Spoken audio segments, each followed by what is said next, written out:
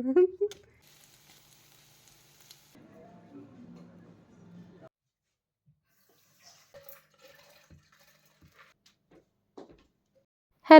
എല്ലാവർക്കും പുതിയൊരു വ്ളോഗിലേക്ക് സ്വാഗതം. ഇന്നത്തെ വീഡിയോ ഒരു കുഞ്ഞു ഡേ ഇൻ മൈ ലൈഫാണ് കേട്ടോ. ഇത് സ്കൂൾ അടയ്ക്കുന്നതിൻ്റെ ഒരാഴ്ച മുമ്പുള്ള ഒരു ദിവസത്തെ വീഡിയോ ആണ് കേട്ടോ. രാവിലെ സ്കൂളിലേക്ക് കൊടുത്തു വിടാനുള്ള ലഞ്ചാണ് തയ്യാറാക്കിക്കൊണ്ടിരിക്കുന്നത്. അപ്പോൾ പനീറാണ് ഒരു സൈഡിൽ ഞാൻ അവിടെ റെഡിയാക്കിക്കൊണ്ടിരിക്കുന്നത്. പിന്നെ അതിൻ്റെ ഇടയിൽ ഞാൻ ചപ്പാത്തിയും കൂടെ ചുട്ടെടുക്കുന്നുണ്ട്. അപ്പോൾ ചപ്പാത്തി പനീർ റോളാണ് ഇന്നത്തെ ലഞ്ചിന് കൊടുത്തു വിടുന്നത്. ആദ്യം തന്നെ ലഞ്ചിനുള്ള റെഡിയാക്കി വെച്ചിട്ട് വേണം ഇനി ബ്രേക്ക്ഫാസ്റ്റ് ഉണ്ടാക്കാൻ. അതും ദോശയാണ് ഉണ്ടാക്കുന്നത്.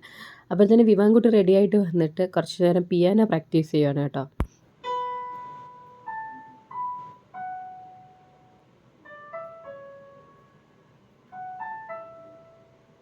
അത് നോക്കിക്കൊണ്ട് നിന്ന് കഴിഞ്ഞാൽ എൻ്റെ സമയം അങ്ങ് ഓടിപ്പോവും. അതുകൊണ്ട് ഞാൻ പിന്നെ ഇടയ്ക്ക് പോയി ഒരു ചെറിയൊരു ക്ലിപ്പ് എടുത്തിട്ട് വന്നതാണ് കേട്ടോ. അപ്പോൾ രാവിലത്തെ ബ്രേക്ക്ഫാസ്റ്റിന് ദോശയാണ്. അപ്പോൾ ആദ്യം തന്നെ ചപ്പാത്തിയൊക്കെ ചുട്ടെടുത്തതിന് ശേഷമാണ് ഞാൻ ദോശ ഇടുന്നത്. ഞാൻ രണ്ടും ഒരു കല്ലിലാണ് ചെയ്യുന്നത്. അതുകൊണ്ടാണ് ആദ്യം തന്നെ അത് റെഡിയാക്കിയിട്ട് പിന്നെ ദോശ ഇട്ടെടുക്കുന്നത്. ദോശ പിന്നെ ചൂടോട് കൊടുത്താലല്ലേ എല്ലാവർക്കും കഴിക്കാനും ഇഷ്ടമുള്ളൂ. ഒരു 2 എണ്ണം കഴിക്കുമ്പോഴത്തേന് വയറ് നല്ല ഫുള്ളാവും.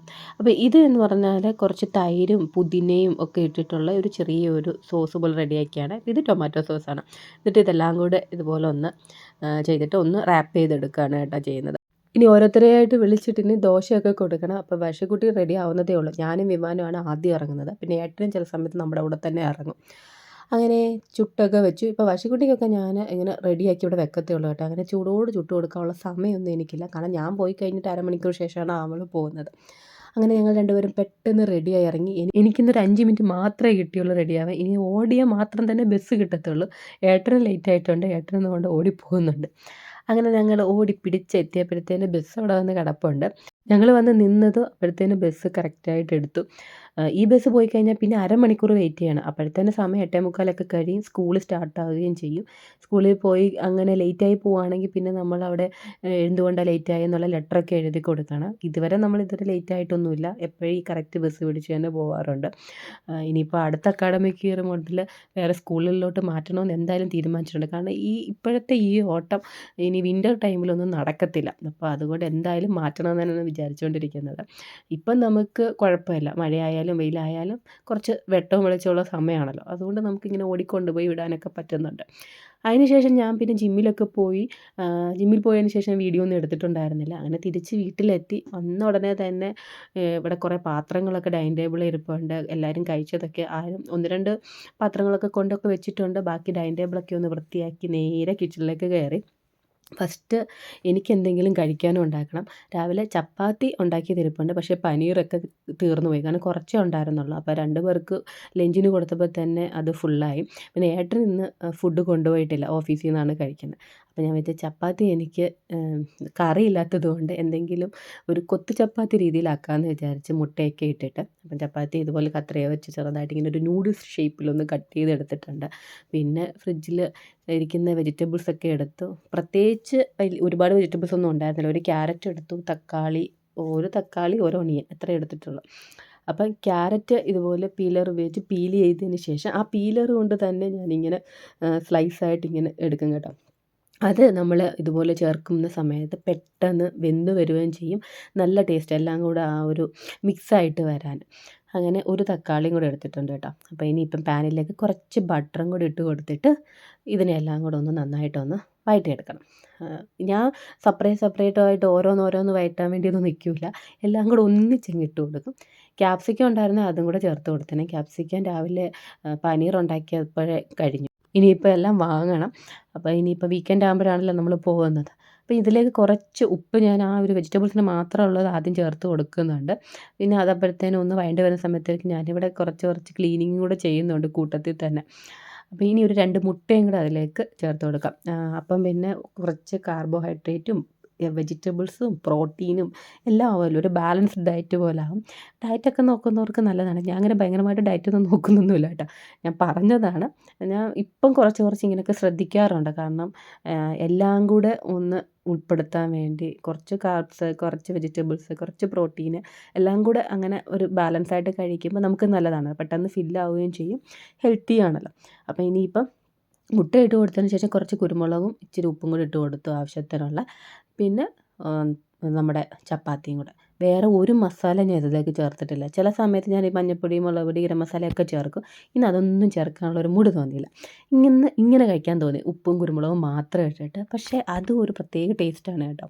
അപ്പോൾ അതൊക്കെ റെഡിയാക്കി വെച്ചു. ഇനിയിപ്പം ഫുള്ള് ഡിഷ് വാഷറുള്ള പാത്രങ്ങളൊക്കെ ഒന്ന് എടുത്ത് വെക്കണം. അതുപോലെ തന്നെ കുറച്ച് പാത്രങ്ങൾ കഴുകാനുണ്ട്. അതൊക്കെ ഒന്ന് കഴുകിയും കൂടെ വെച്ച് കഴിയുമ്പോഴത്തേന് ഇനി പോയി ഒന്ന് കുളിക്കണം. അപ്പോഴാണ് ഞാൻ നോക്കിയപ്പോൾ ഇവിടെ നിന്ന് 2, 3 പഴം നന്നായിട്ട് പഴുത്തിരിക്കും. സാധാരണ ഇങ്ങനെ ആയിക്കഴിഞ്ഞാൽ ഞാൻ ഉടനെ ഉണ്ണിയപ്പമാണ് ഉണ്ടാക്കാറുള്ളത്. ഇന്ന് ഞാൻ വിചാരിച്ചു ഒരു കേക്ക് ഉണ്ടാക്കാം. ഒരു ഹെൽത്തി കേക്ക്. ഞാൻ ഇങ്ങനെ യൂട്യൂബിൽ കുറേ ഇങ്ങനെ സെർച്ച് ചെയ്ത് നോക്കി.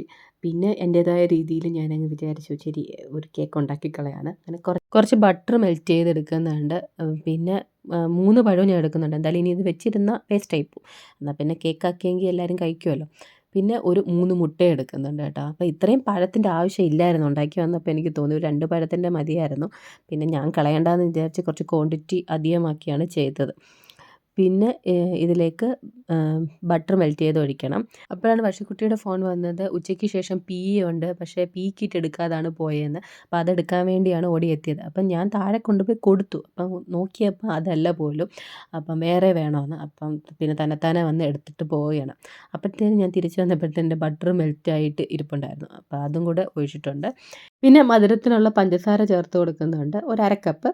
പിന്നെ ഒരു 1/4 കപ്പ് പാല്. അത് വെളിയിൽ തണുപ്പില്ലാതെ എടുത്ത് വെച്ചിട്ടുള്ള പാലാണ് കേട്ടോ. ഫ്രിഡ്ജിൽ നിന്നുള്ള പാല് ഡയറക്റ്റായിട്ട് ഒഴിക്കരുത്. പിന്നെ ആ മുട്ടയുടെയൊക്കെ ഒരു സ്മെല്ല് മാറാൻ വേണ്ടി കുറച്ച് വാനില എസൻസ്. എന്നിട്ട് ഇതെല്ലാം കൂടെ നന്നായിട്ടൊന്ന് മിക്സ് ചെയ്ത് കൊടുക്കാം. ഇനി ഒരു അരിപ്പയിലേക്ക് ഞാൻ റാഗി ഫ്ലോറും എടുക്കുന്നുണ്ട്. പിന്നെ ഗോതമ്പ് പൊടി എടുക്കുന്നുണ്ട്. രണ്ടും കൂടെ മിക്സ് ചെയ്താണ് എടുത്തേക്കുന്നത്. അതിലേക്ക് ബേക്കിംഗ് സോഡയും ബേക്കിംഗ് പൗഡറും ഒരു നുള്ള് ഉപ്പും കൂടെ ചേർത്തിട്ട് ഇതിൻ്റെ കൂടെ ഇട്ട് നന്നായിട്ടൊന്ന് മിക്സ് ചെയ്ത് കുറച്ച് ഡാർക്ക് ചോക്ലേറ്റ് ഇരിപ്പുണ്ടായിരുന്നു. അതും കൂടെ ഒന്ന് ഇതുപോലെ ഒന്ന് കട്ട് ചെയ്തിട്ട് കൊടുക്കുന്നുണ്ട്. എന്നിട്ട് നന്നായിട്ടൊന്ന് മിക്സ് ചെയ്യുക.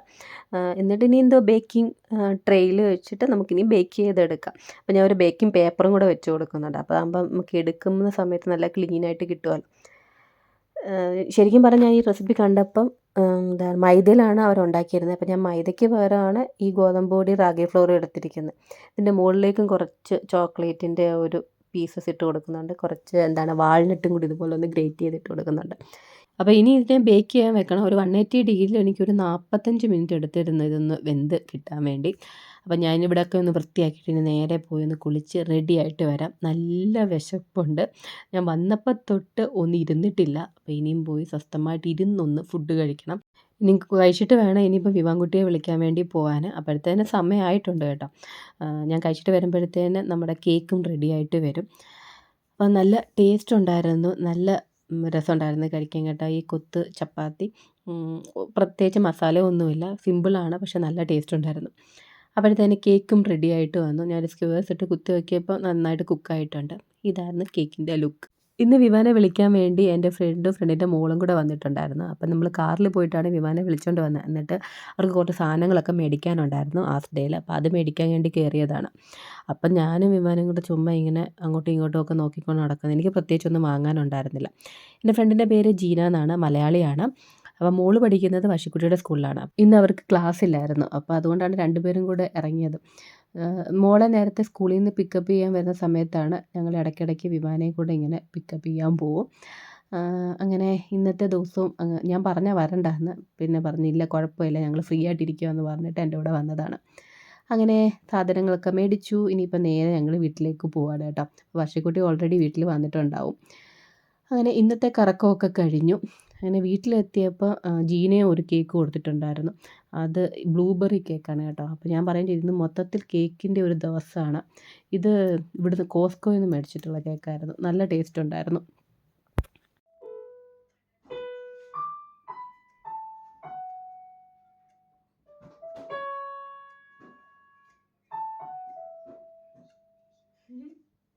രാത്രിയിലത്തെ ഡിന്നറിന് ഇന്ന് അടദോശയാണ് ഉണ്ടാക്കുന്നത്. അപ്പോൾ ഇതിലേക്ക് ഞാൻ പച്ചപ്പയറും ഉഴുന്നും കടലപ്പരിപ്പും എല്ലാം ഇട്ട് കൊടുത്തിട്ടുണ്ട് കേട്ടോ.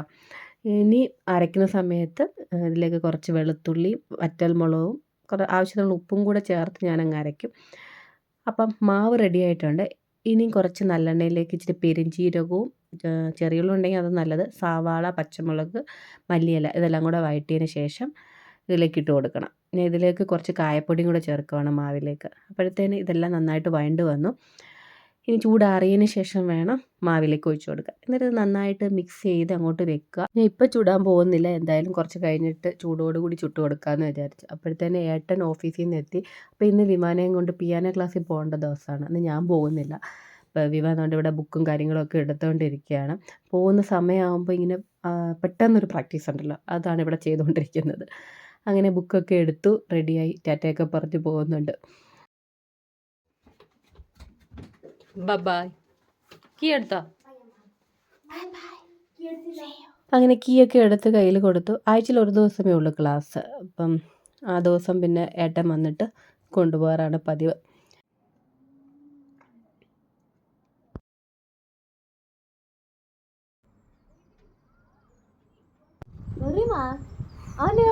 എടുക്കാൻ പറ്റുമോ?